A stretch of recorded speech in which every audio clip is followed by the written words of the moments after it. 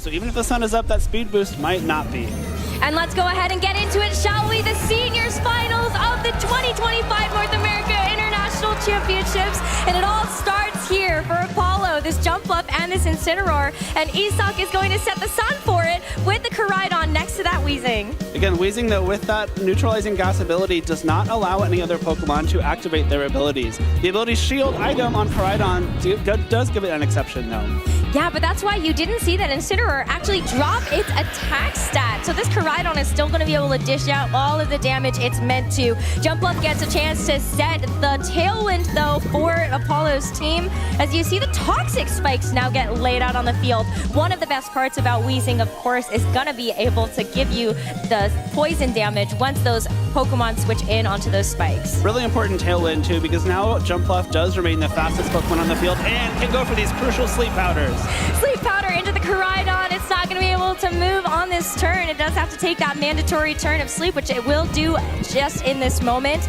But this Weezing still gets a chance to do something. U-turn from the Incineroar is going to allow Apollo to also make sure that you can pivot out this Incineroar, maybe actually make use of its Intimidate ability later. But more critically, you have a Pokemon that can come in under these Tailwind conditions now. But there's a drawback to that. There are Toxic Spikes that have been set up on the field. So this Lunala, unfortunately, has to switch in, take that poison, and that poison damage at the end of this turn is going to break that Shadow Shield. I think that's a trade you're probably willing to take, right? The Shadow Shield essentially gets broken by the neutralizing gas anyway, so you probably recognize there's not a turn in this game where I'm going to be able to make use of that Shadow Shield. So now you bring it in, you're letting it get poisoned, but that was clearly going to happen anyway, thanks to this poison gas coming out from Weezing, able to poison this flying type Jumpluff as well. And now that Koraidon has taken its mandatory turn of sleep, it may be able to wake up this turn, but if it doesn't, you got to face down this Lunala now too.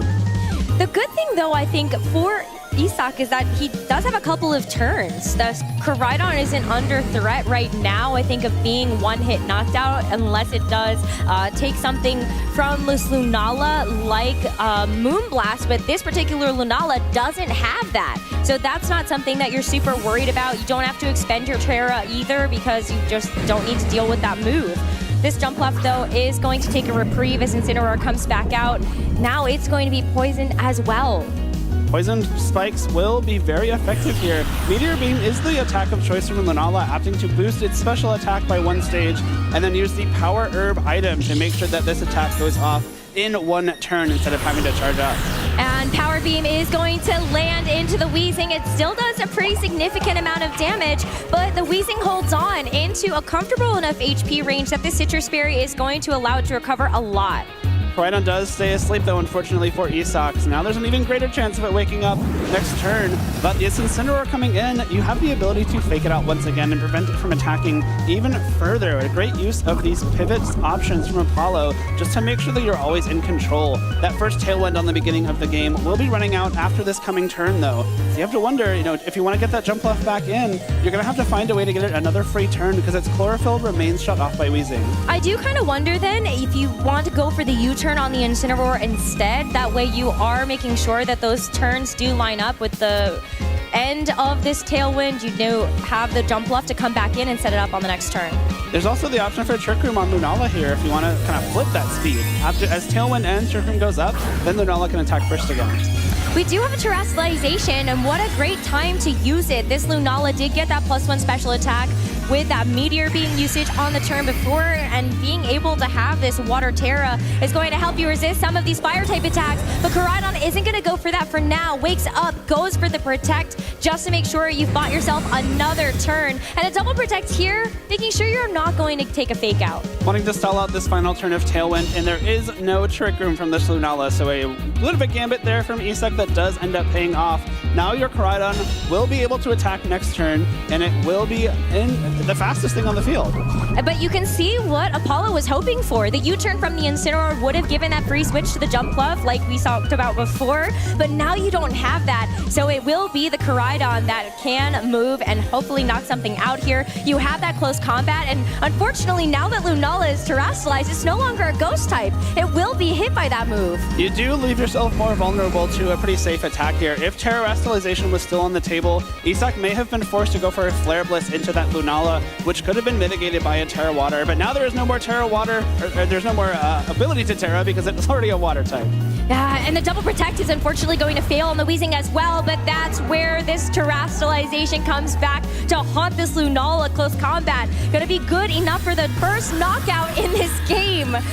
So we will have to see where the turn goes from here. This Incineroar still gets a chance to move, and it will finally land the U-turn. It would have liked to on the turn prior.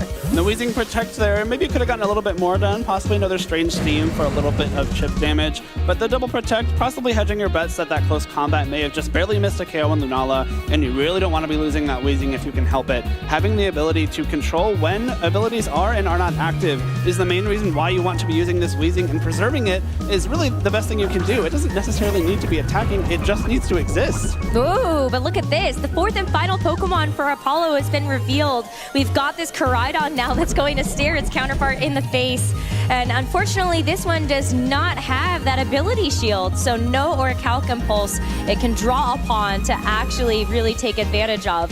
As Apollo also has to think pretty hard about what's going to be coming in next to that Koraidon. I believe the sun just ended as well, so Izek's Koraidon also does not have that Orichalcum Pulse attack boost, but it doesn't have an Intimidate attack drop because, again, this Weezing is blocking that Incineroar's ability to use its ability. If the Weezing does swap out, abilities immediately do reactivate, so then the Sun and Intimidate would go off, but looks like that's not going to happen just yet. No, this Koraidon is going to go back into its Pokeball for a little bit later as the Jumpluff now comes out in its place. One of the lead Pokemon for Apollo in this game number 1, and very critical to be able to get something like that Tailwind speed up for later, and it's able to come in scot-free. The threat of that fake out was enough for Isak to go for a protect on both this Koraidon and the Weezing, and so Jumpluff just takes a little bit of that poison damage for all of its troubles. And this Jumpluff is not carrying Protect. It has the Attack, Leaf Storm, and then 3 supportive moves in Sleep Powder, Tailwind, and Rage Powder. So if Isak wants to target this Jumpluff with his Koraidon,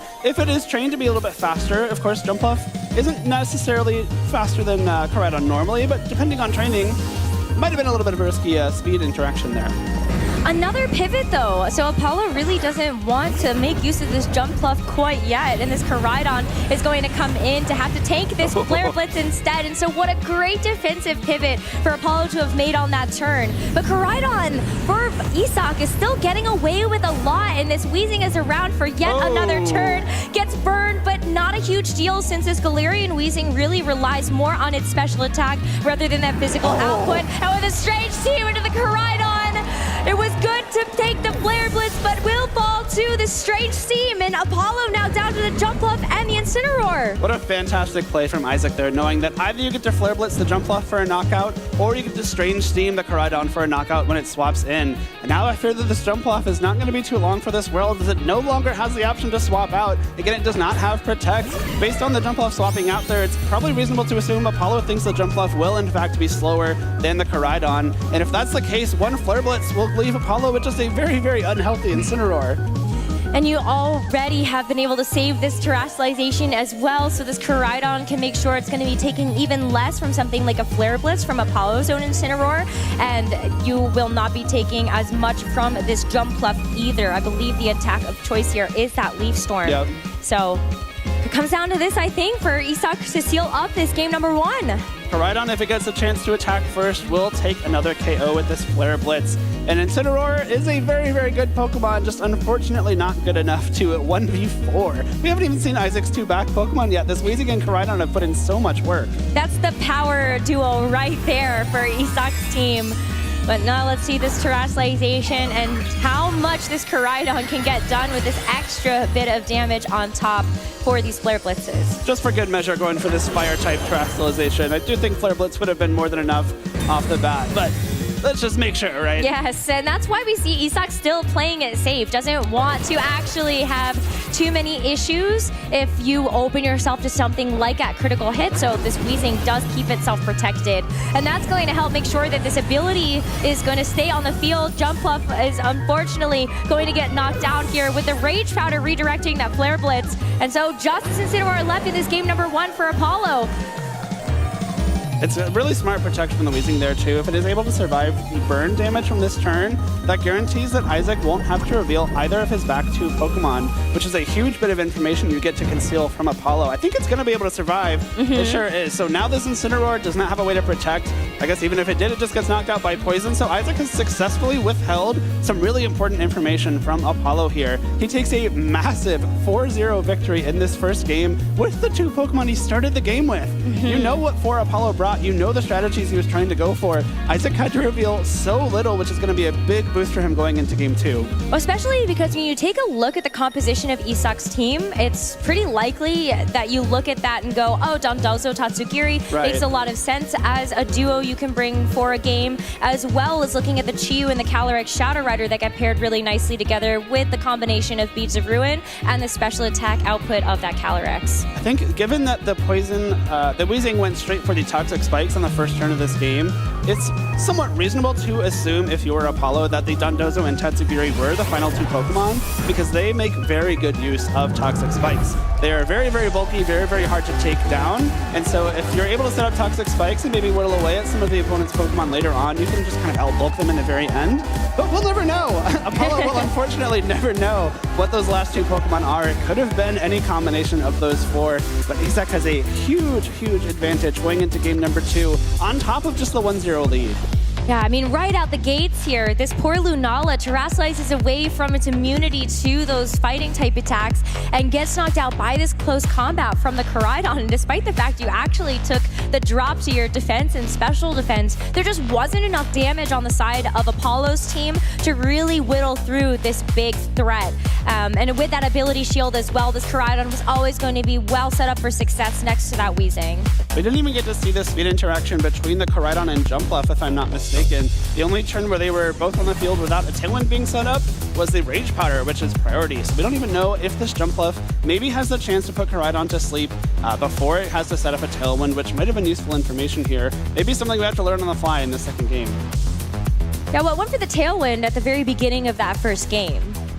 And I don't remember if the Koraidon went for the Protect, but I do think that it was flinched by Fake Out, but I didn't notice if it was first or second. That's a great point. No, I think, there's been a lot going on today, but I think you're right. I think the Koraidon did get flinched and then the Jumpluff move, but yeah, you're right. That's what I would expect, right? We'll just really keep our eyes on it in the second game. There you go. I think that's the more likely outcome, is that the Koraidon is going to be faster than Jumpluff, but again, it's just these very little things that trainers have to be aware of when they're building their teams, when they're playing these games. You know, I think if Isak and Apollo were paying close attention, I'm sure they know at this point if the Koraidon or the Jumpluff is faster, but it's going to be interesting. Do we see the Jumpluff come back? The Tailwind was important, but didn't do enough. Well, it is going to be back out on the field as it sits next to that Lunala. The same leads from this game number 1 being run back for both of our trainers. Apollo, though, really needs to win this game to keep himself in this series, and with the hope of winning his first ever international championship at his first tournament. But Isak has such a good position here, as we saw this Koraidon and Weezing have very little trouble with this duo from game 1. And again, two Pokemon on Apollo's side of the field, very reliant on their abilities. Chlorophyll for the speed boost on Jumpluff, and Shadow Shield for the damage mitigation on Lunala, neither of which are active. A full power Flare Blitz could be sent that Lunala's way. And at least, yeah, I mean, you're able to hopefully help out here with something like this Incineroar to tank it if it was the Jumpluff on the receiving end of something like that. But it is tough. Isak is going to go ahead and put his foot on the gas. This Fire Terra type Koraidon now is really going to have all the power in the world behind it.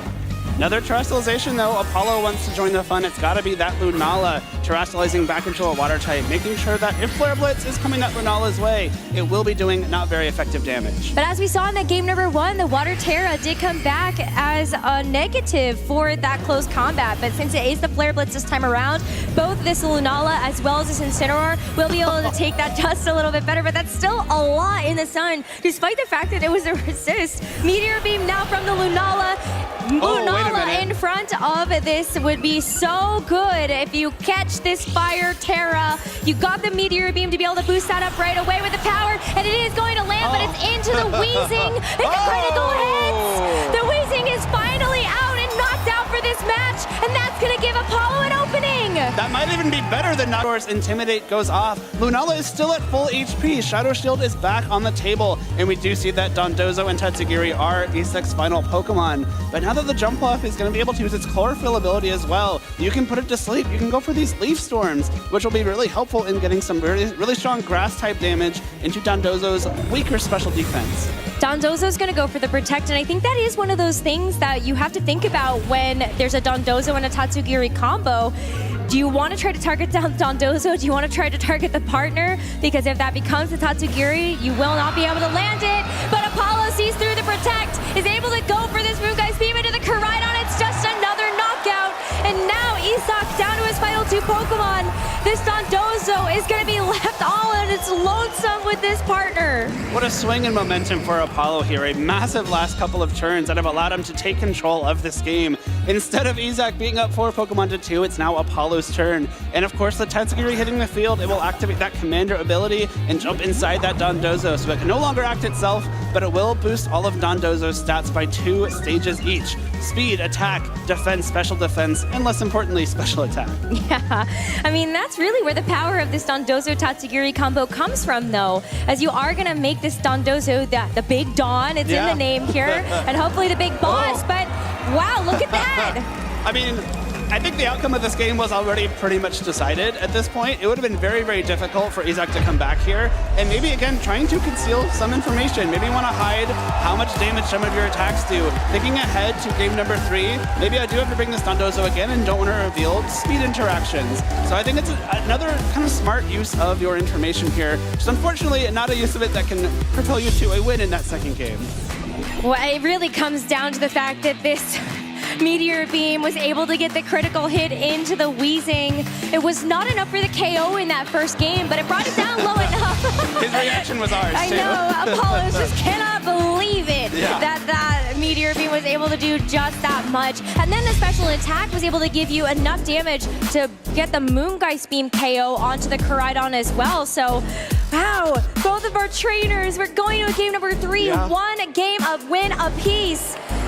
I do think focusing on that Weezing was a really smart decision from Apollo. Of course, the critical hit made it even better, but the Weezing turning off all of your abilities was really impactful in that first game. Especially next to that Koraidon, you're going to be tempted to target that restricted Pokemon, the one that's going to be dealing all the damage. But you were able to block the Poison Gas. I believe that was the move that the Weezing was going for on that turn, which would have poisoned your Pokemon and broken Shadow Shield too. But let's go ahead and make some noise, everybody. We're in Game 3 of the Seniors Finals here at the 2025 North America International Championships. And it all comes down to this. Isak being able to make the 3rd top cut at the International Championships this year, but Apollo at his very first tournament ever are both on the cusp of winning the title. And let's go ahead and see how this Game 3 starts to unfold. Koraidon on the field for both trainers, and there's a mix-up now of this Incineroar to lead for Apollo. I just noticed the Weezing's title was Weezing the Furious, and I would have been furious after that second game too. But now it still is back, still is shutting off abilities, no Intimidate and no Orichalcum Pulse for Apollo. Of course, the sun is still up, so Apollo's Incineroar and Koraidon will benefit from the boost of Fire-type damage. Weezing goes for the Protect this time. I think knows that it is public enemy number 1, and Apollo can see already with the self-flame charge. No way!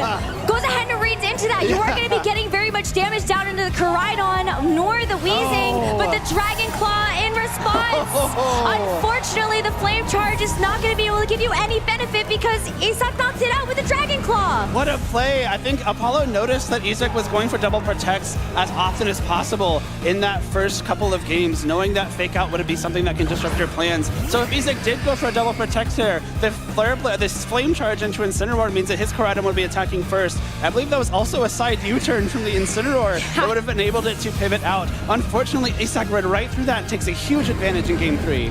And now this Incineroar is just going to have to make this manual switch. Jumpluff coming out in its place, and so we now know all 4 Pokemon that Apollo brought to this game number 3. And we see the Terrestrialization get let loose once again onto this Lunala, the investment into the Water Terra, but Isak was able to sniff this out once before. Yeah, he was. Not going to be caught this time. It is a close combat coming through, but the Jumpluff this time will be the target, taking not very effective damage.